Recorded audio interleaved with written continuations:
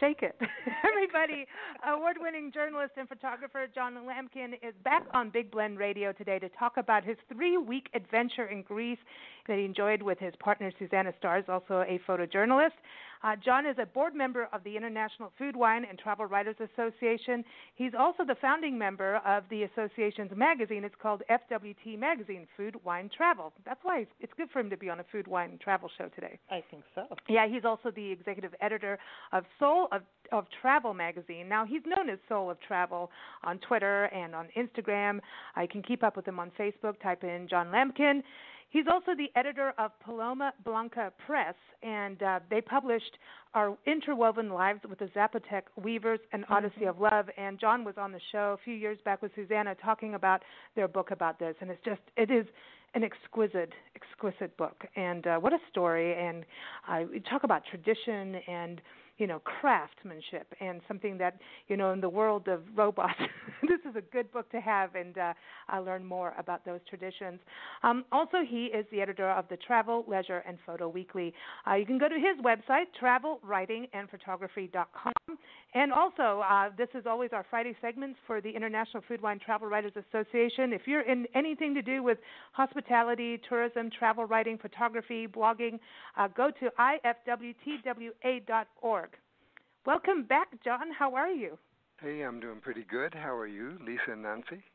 We're jumping up and down. It's Friday. We're going to talk about Greece with you. I know last time you were on the show, we talked about Mexico and Latin America. You're getting people out of the cold and out into the sunshine. And we're excited. So what are the 2 words you tell people when they're thinking about traveling? Just go. There it is. There it is. Yeah. That's right. That's it. So we can just call you from now on, Just Go John. That's your new name? If you like. I've been called other things. Well, we'll stick with it. Just go. Just go. Yeah, I like that. Yeah. I like that, too. So how's Susanna doing? She had a good time with you in Greece, it sounds like. Yeah, good busy time. We just stayed on the move day and night.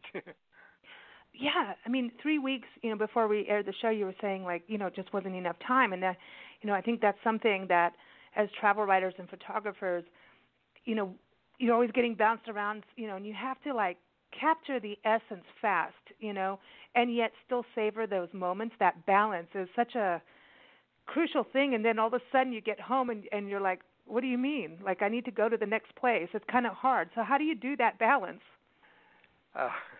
As well as possible, as easily as possible.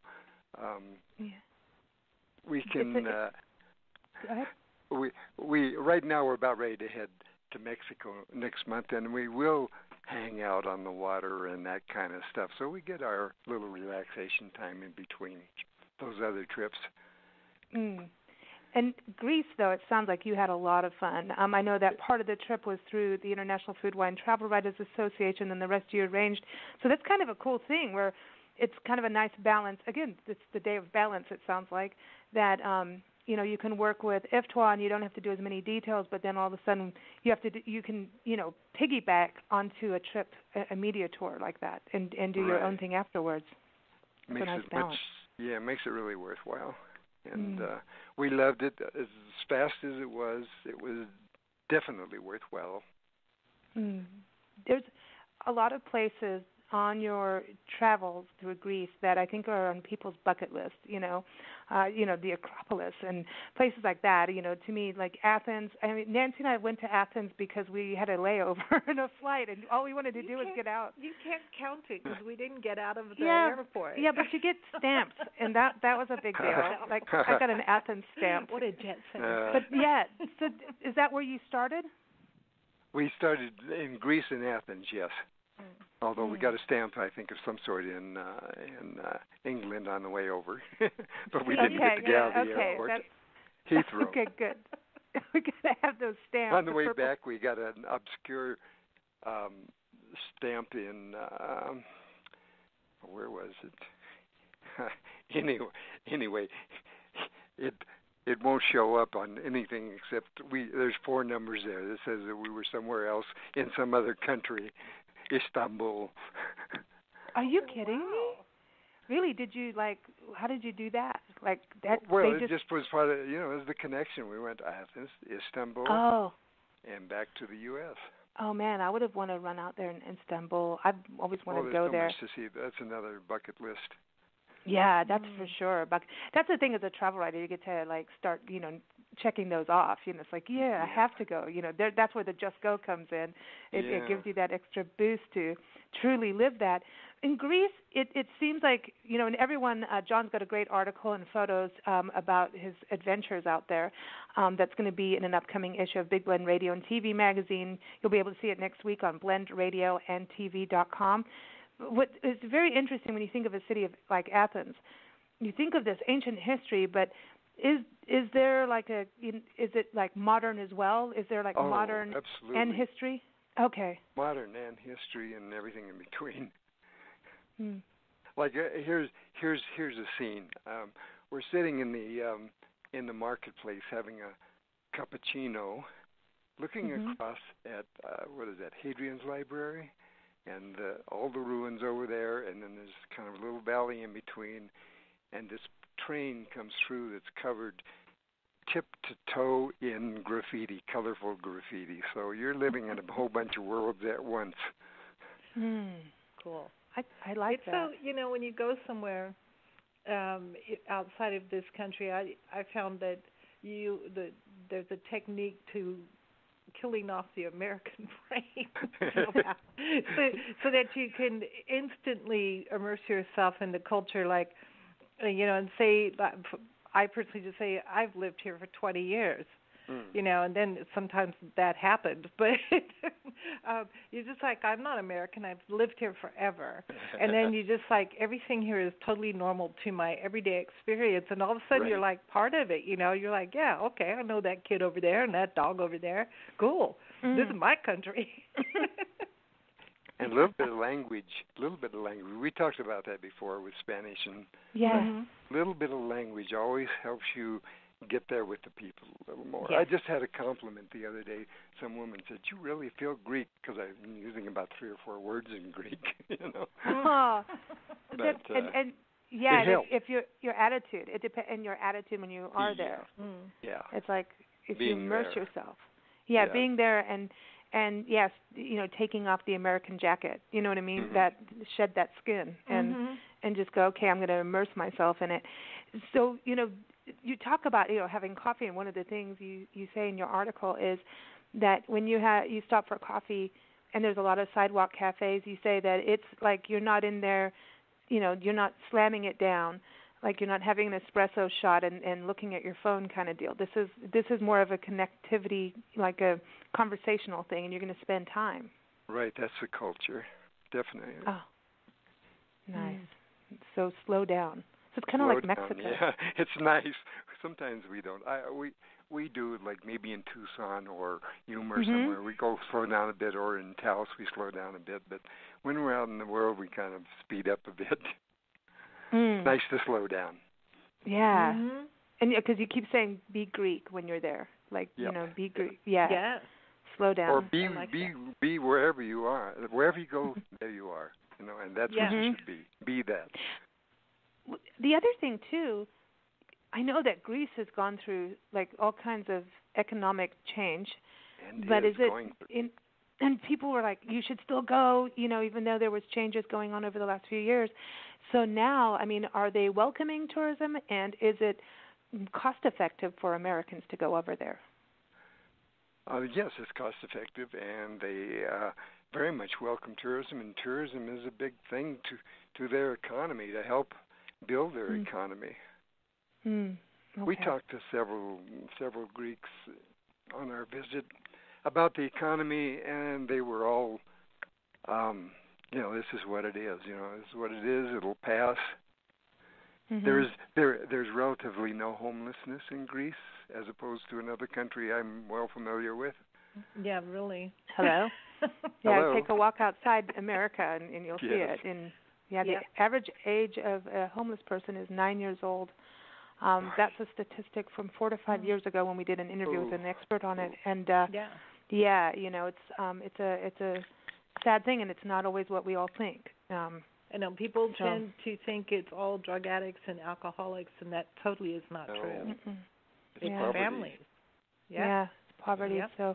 So that's interesting. And when it's illegal to be homeless, what if you did just want to, take a walk for a while, just out of a house? That's. I think other countries are a little bit different on that.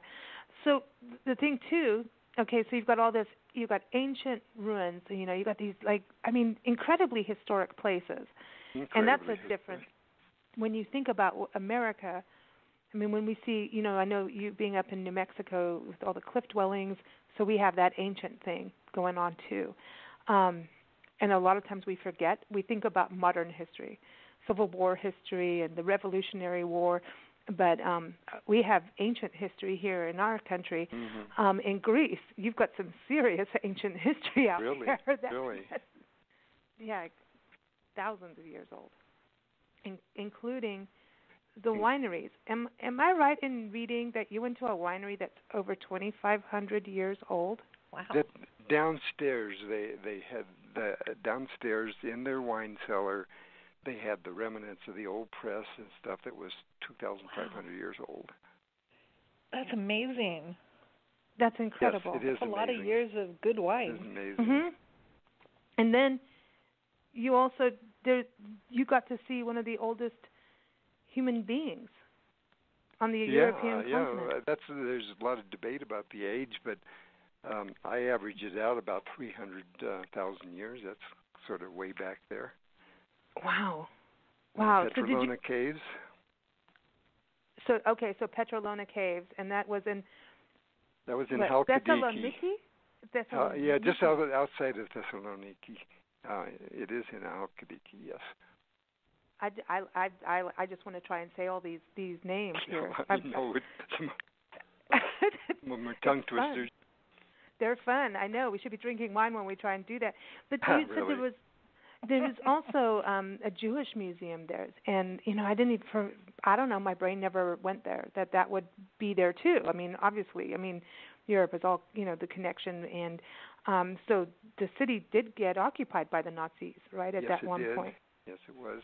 Greece was occupied by the Nazis, and they lost about half of the population of Thessaloniki were Jewish. So it lasted about half. I asked the woman at the museum how many Jewish people there were there. She said about 1,500 now, as opposed to 50,000 or something like that before. Wow. Jews in that area and in Thessaloniki go back before the time of Christ. Wow. And then they had a big surge during the Inquisition. They had a big surge of the Jews coming up from Portugal and Spain. That's right. Yeah, that's right. So it has a big history there. And that's the one thing I think about travel is I think it's one of our ways to absorb history more than reading it in a book, and you get it. You get an inspiration, like reading your article, talking about it on shows, and things like that. But once you're there, it's you can't deny that it's more personal too. You can't deny the Holocaust. When you go to a place and see that, there is no denial. And we know that the Earth is round. Thank you very much, people. God, no, Nancy's back on that again. It's our thing, the Flat Earth Society and us. We need to bring one on our show. They need to get away from the computer and outside. Right. So, we were talking about that one winery, being 2,500 years old. But the reality is you went to all these different islands. You also went to the Athens Riviera. And so that was... Where did that was a winery there? What is the wine? It was three generation. A lot of the wineries are family owned, and that was 3 generations. And it was very modern, as modern as anything you'd find in the States. And what's the wine like over there? I remember drinking Greek wine was a big deal in South Africa. Yeah. We had a lot of Greek friends. So I'll be better at some of the pronunciations of Greek things than I am anything French, or I don't know what it is. But anyhow, apparently I can't pronounce anything from Washington State. But anyhow, that's lately on radio shows. But we used to get a lot of Greek wine, and it was this really, really good white wines actually that were really kind of light, like table wines. But everybody. It was a Cantori, the wine to pasta at the time. I remember the commercial even. People would just relax with it. And it used to have those bottles with the wicker on the edges or something like they'd come in like bottle holders. Yeah, like in a little baskety thing. Yeah, that's cool. I mean, I'm talking about like over 24, 25 years ago, so I don't know what it's like in Greece, but did any of the wine come in little baskets? I didn't see it, but it could very well. I think some of the Italian wine still does, and I suspect that some of the Greek might. I really don't know, but all the Greek wine I tried, I really enjoyed. I wouldn't call myself an expert, especially with wonderful Hillary, coming on after me. Hillary Larson, she's a sommelier, yes, and she helps us. Her and Linda Cassan, between the two of them, have given us some knowledge on wine, and it just you start to really learn, and the more you learn, the better it tastes. That's all I have to say. And she is knowledgeable. For sure. She is. So did you get to do any plate throwing? Oh, that's it, Nancy. The first thing when she knew you were coming on the show, I want to know if you plate throw. We in South Africa, because there was a pretty good-sized Greek community, we went to a Greek plate throwing party, and I don't think I've ever had more fun anywhere but that. I mean, that was just so much fun. I didn't know it was so much fun to break things. No, we did do that. Actually, we didn't get to still long enough to drink enough ouzo to start throwing plates. Yeah, and they did serve ouzo. Yeah. And that's quite funny, too. I love ouzo. I don't know if I can still drink it anymore, though. I'm just saying, because I love ouzo and sambuca.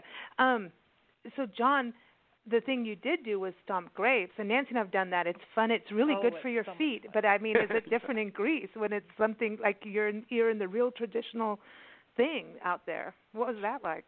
I think grapes are grapes all around the world. You get them between your toes, and it's the same. But yeah, that was fun. Yes, that was definitely fun, and we did it with the owner of the little winery, who happened to be the father of our tour guide, our tourism person. Mm. And this was in nice. Paros, right? In Paros. This is in Paros, yeah, right. It's one of the islands out there, and also while you were there.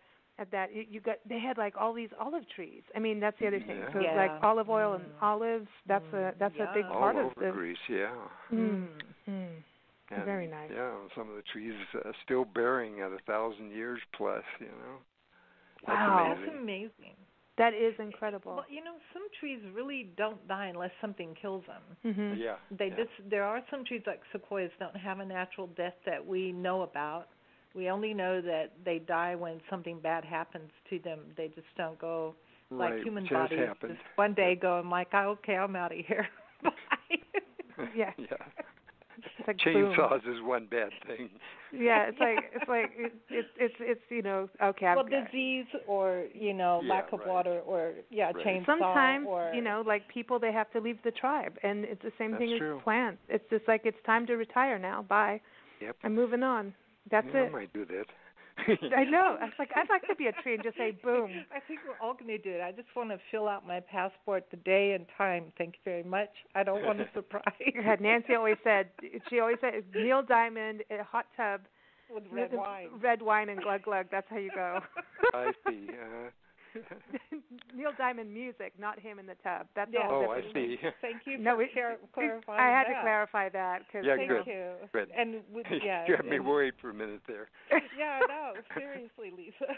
Yeah, it went from Love on the Rocks to but Love when in you the Bubbles. But when you're going, I mean, why not? Yeah. I know, really, just whatever. You haven't had that experience yet, you might as well just do it. Right. Whatever works. Just go. See, there it is again. He says, just go. Just do it. Yeah. Just do it. Okay, so this is the thing, because you went on all these islands, so 4 islands, and you said one is like the green island, and it's literally green. So here you've got history, you've got like food and wine and olive trees and still modernism, but also they're really starting to be on the environmental side as well. Right. Which is, again, more than I can say of a lot of places I know.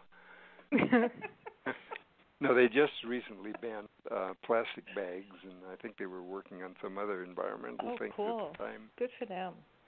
But this was Alonissos? Yes, how do I Alonissos. Alonissos. Okay, I'll get that. No, don't. My pronunciation may be just as good as yours, so. Okay, well, we'll make our own. Here it is. But this was because you think of, the Mediterranean, and you see those, beautiful beaches, and you just think about, being out on a yacht or just being out there, drinking wine, eating olives, and, I don't know, goat cheese comes into play for some reason, but feta cheese. Oh, see, maybe I am Greek. Maybe. But, I know, but this was interesting that you've got pine forest, and so I didn't think about like a forest in Greece at all. Yeah, it's different, and it's definitely different than the Cyclades Islands, which are a little more desert-like, and the typical architecture that you see there with the whitewash and the blue detail. Mm-hmm. And every place has flowers, bougainvillea, and et cetera, et cetera. What is that, iconic photo that everybody takes of that white, like, temple with the blue ocean? There's like this one everybody takes. I don't know. It's everywhere. It's like that's the Greek photo. There's go one to in Greece. Milos that's photographed a lot. I don't know if that's the one you're referring to. But there are several. Step into my mind. Not, yeah. It's not just on one island. There's a lot, though, it seems like. Is it Eos Island or Los Island? Eos, with an Eos. I. Oh, okay. Iota. Iota, okay. O sigma. Iota omega sigma. Something right like that. On. You go. You got it, John. You go get it. No, I don't. I wish I did. So this is kind of like it's more of a destination, like more of a touristy kind of place compared to it's spring break time. It's party island when that's going on. Oh, cool. Ooh. It is party island, and everybody's inebriated and dancing and other things people do when they're inebriated. And anyway, and we got there right after the party. I want people to know that happens in all countries. What about yes, it does, but diving this is and snorkeling? like Cancun and some places in Florida and whatever that. Like Panama This is traditional. That young people head there and party at those times. That's cool. What about snorkeling in like coral reefs or diving? Yeah. Snorkeling is big in all that area. Now coral reefs, I'm not sure of. Okay. But diving, yeah. And I mean, the water is magical. Well, I know the water is a beautiful. big deal. And so, thinking even the environment and stuff like that, are they very like seed to table, farm to table, wine to mouth? Absolutely. And every island and every city and every town produces their own, the majority of their own food, their own wine, their own olives, etc. So I don't think the Greeks, they have an economic problem. I don't think they're going to have a famine. The Greeks like food, and they create food. And right there. I mean, it's like kind of they go and get it. It's they go and get it, right? Yeah, or they grow it. Now, you were there in September. For us here, that's starting to get fall. I was on your Facebook page today, and I was looking at your beautiful fall foliage photos up in New Mexico, northern New Mexico. So does the weather change up? I mean, what's it like weather-wise? The weather was beautiful the whole time we were there, except when we went to visit Aristotle's birthplace. It was raining that morning, so we couldn't slush up the trail. We didn't want to slush up the trail to go see where he was born. Oh, I want to go see that. But it's there, and it doesn't rain every day. And even if it rains, you wear your boots and. Yeah, you got to have rain. These areas need it, Yeah, absolutely. So the one place too you went to, was it Milos? Was it Milos? Milos. No. Milos. Okay, here it goes. I got to either or. Okay, so like you're having pita bread and tzatziki and oh my gosh, and cheese and olives. I mean, this seems like this was the foodie place to be. Yeah, well, it was, but every place was the foodie place to be. The whiny place, pardon, that doesn't sound too well, but actually the wine place and the foodie place was every place we went. There was food and seafood mostly, since on the islands it's the most available. But right. Lots of every place is a foodie place. If you're into food, go to Greece, or just go. Yeah, just go. Just go. What about the people? Are they friendly, warm and friendly, little standoffish until they get to know you, or how are they? Friendly. Yeah. Because we didn't, unfortunately, we didn't get to know a lot of people, being on the road and so much and moving so much. But everybody we met was friendly. Okay, that's nice. Cool. That's nice. And what about, English and, being able to communicate with everybody? How's that? No problem. They English, I believe, is mandatory in their schools, so most of the people speak at least some English.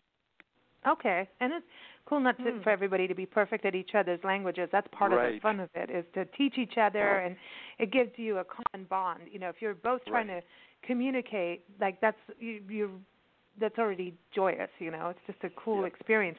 One place I wanted to talk about is you got to have a wine tasting at the chateau where Salvador Dali stayed. Like, oh, really? Anything with Salvador Dali's got to be a trip.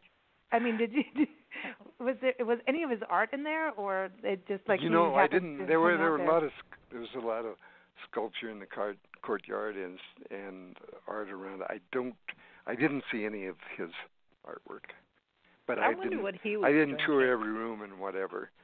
Yeah, I mean, he was into something. I mean, if you look at his paintings, you want to know what he was taking. Really? Seriously. Give me some of that. I know there was a museum in Florida, I believe, and then in Spain you can go and see stuff. And to me, there's something going on in that brain. Yeah, he was taking something or drinking something, and just to really, he could have worked for Walt Disney. That would have been weird.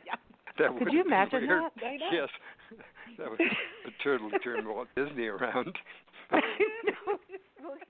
Could you imagine, like, that one painting with the elephants? All of a sudden they start moving? I know. It'd be so much fun if he did animation. Whenever I look at the Burning Man Festival images, I think of Salvador Dali. Like, everything from Burning Man. Yeah. Like, I think there's a correlation between the two. I have no idea, but that's just because I'm warped. But that would just be cool. So this chateau, so this is an old...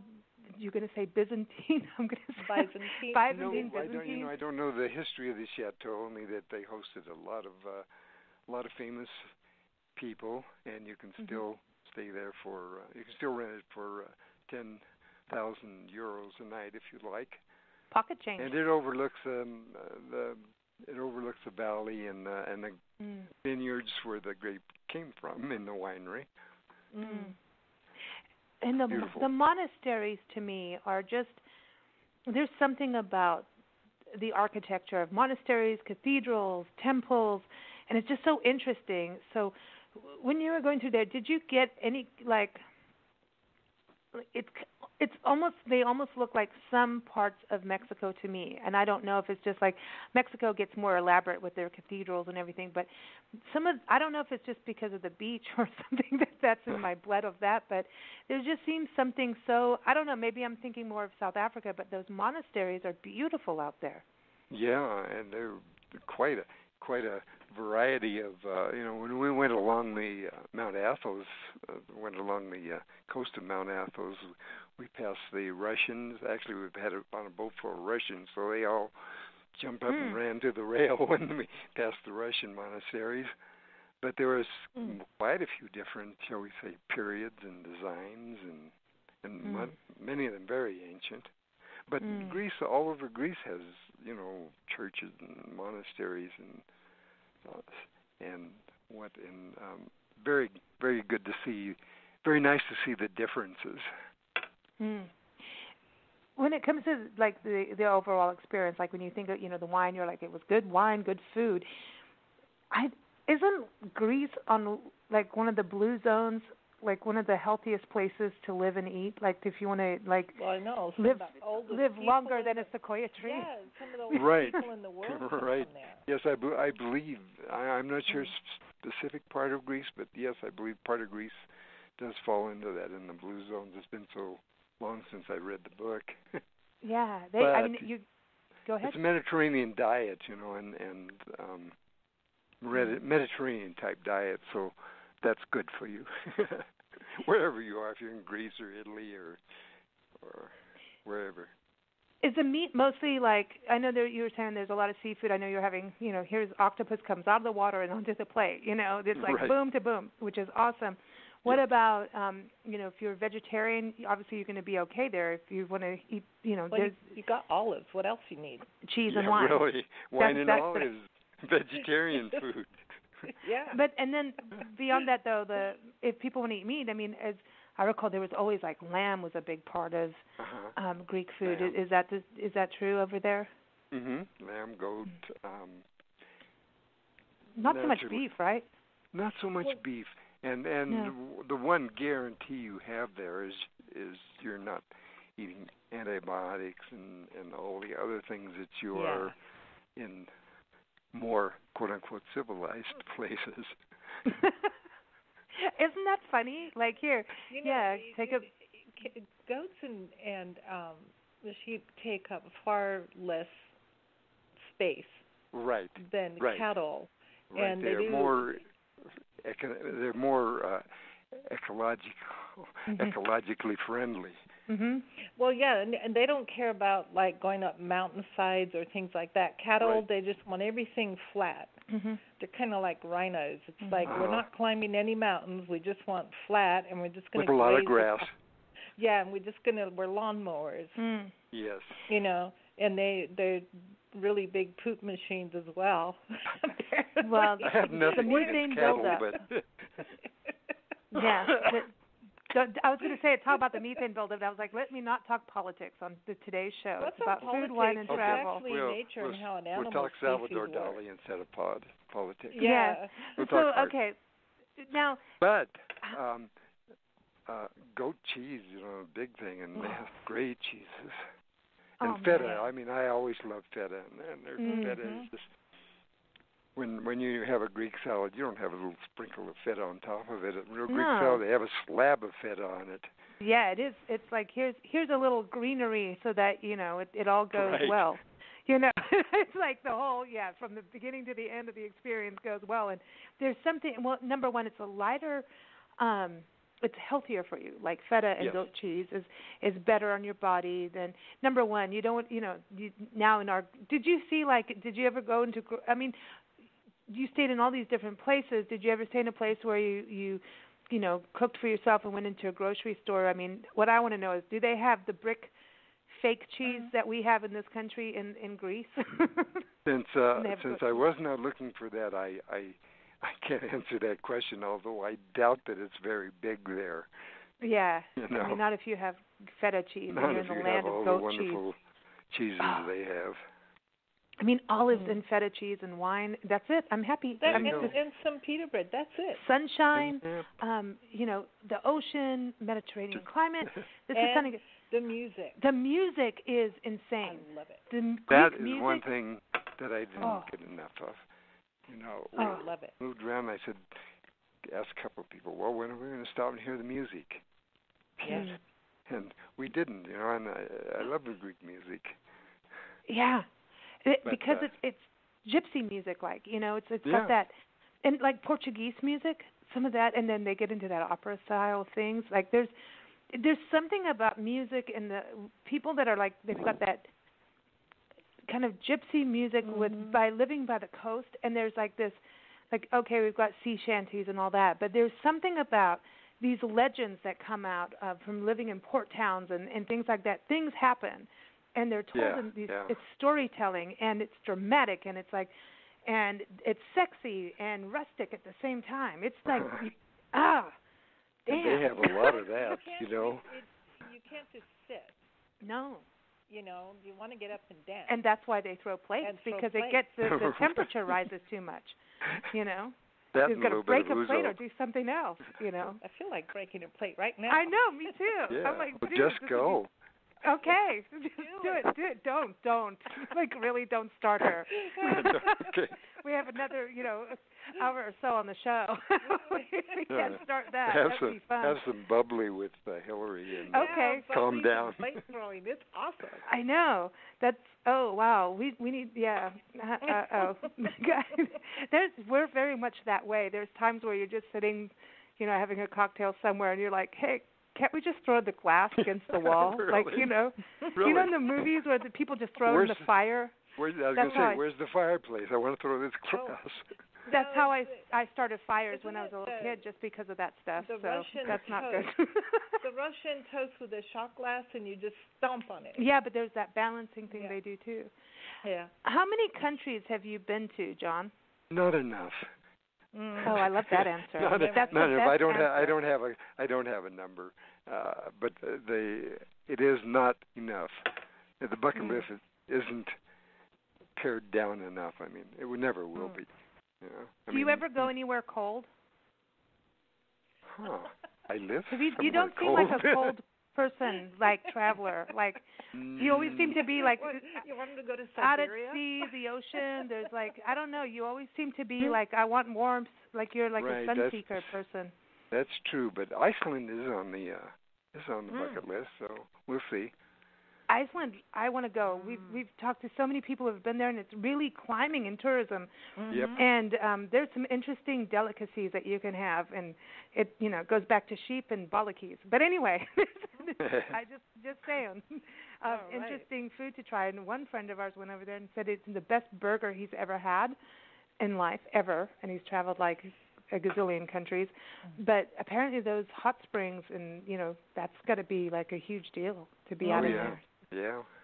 Well, and it's beautiful. When you just go, John, you got to report back. We want to know about Iceland. You got to report back. So and say that I've been somewhere cold and hung out in the hot springs. No, so that'll be fine. He'll probably go in summer too, right? Where's your next destination, though? Oh, you said you're going back to Mexico? My next destination is up in the air. Like I say, we will be in Mexico in a couple of weeks, and from there we may do some traveling in Latin America. I'm not sure where. We'll be in southern Yucatan, and we will be in Oaxaca, but there may be some places in between. I'm not sure what. You got to say hello to the flamingos for us when you're out there. Yeah, warm. He's in the warm zone again. Right. So, Soul of Travel magazine, that's something that you're working on getting off the ground and starting up? Something I'm working on, yes. Very slowly. Very slowly. I've the first edition is biannual. The first edition was supposed to come out this month, being postponed to June. So that can maybe tell you something. Anyway, it's a start. Yeah, no, we understand. Yes, I know. You guys are right in the middle of it. But you started the FWT magazine for the International Food, Wine, Travel Writers Association. It's beautiful, and I know that you've passed the reins on, and that's a beautiful thing about these associations. Things can live on, and it's a beautiful thing. But it's a beautiful magazine. And doing such a wonderful job. The women that I passed it on to are just doing such a wonderful job. They've got a few issues out now, and it is wonderful, beautiful. Everybody should look at it. FWTmagazine.com. Now, you're also your publications chair on the International Food, Wine, Travel Writers Association and a board member. What is your number one biggest benefit? What's the biggest joy out of being part of the association? Well, one is, the people I network with. That's one of the big things. And just the things I do doing the magazine was a big joy. Right now I'm working on the newsletter, which keeps me going. And I might have to say that the way it helps me in traveling, like Greece was the first part of Greece was IFWTWA press trip, and then the rest of Greece I got by, I definitely used the organization as a reference to all the tourist people that I approached. Mm. So yes, that's a big thing too, the travel. Mm-hmm. And it helps when you start making new contacts too, for people to know. There's credibility. There's credibility, yeah. Credibility, big thing. Yeah. It's a big deal, and because visitor bureaus, it's kind of like the arts. The budgets get cut in all kinds of levels, and yes. They want to bring the best in when they do these kind of trips. So yeah. I think that's they want the best, and yep. Definitely IFTWA. We call it, the International Food Wine Travel Writers Association is IFTWA. But I just want to give a shout out because. John, I know you like islands, but the Pacific Northwest is the destination for the upcoming conference, the 2018 IFTWA conference, May 6th through 9th, 2018. You can go to ifwtwa.org for information on that. Writers, you're going to want to go. It's in Whidbey Island, Washington. Nancy and I have been doing a number of interviews on this area, and I'm like, seriously, you could see orcas. There's like farm to fork, like farm to table, sea to table. I mean, this place is gorgeous. It'll be wonderful. Yes. Susanna's been there to Whidbey. I've been all around the area, but not to Whidbey Island, and it's all beautiful country. I lived up in Vancouver, BC for a while, and cool. He went to the cooler climate. Okay, yeah, still the ocean. Well, still sort of warm, They call it like the Florida of Canada. Yeah. It doesn't. To say you've been to Canada, you got to go a little bit more east. Yeah. But I love these little villages, these seaside villages, and the history and the.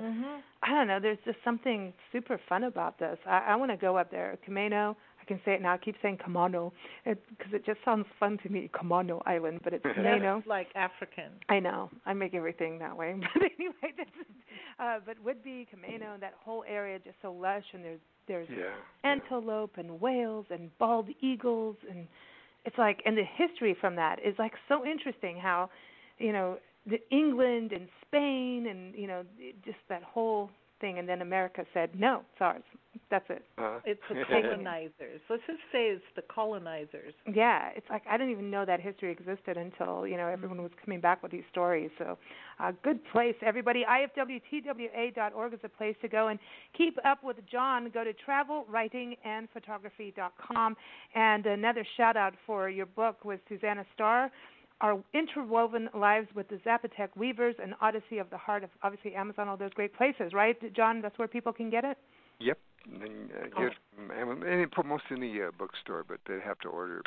Amazon's pretty quick. Yeah, I mean Amazon's like it's the Walmart of books. There you go. Taking it over. Unfortunately.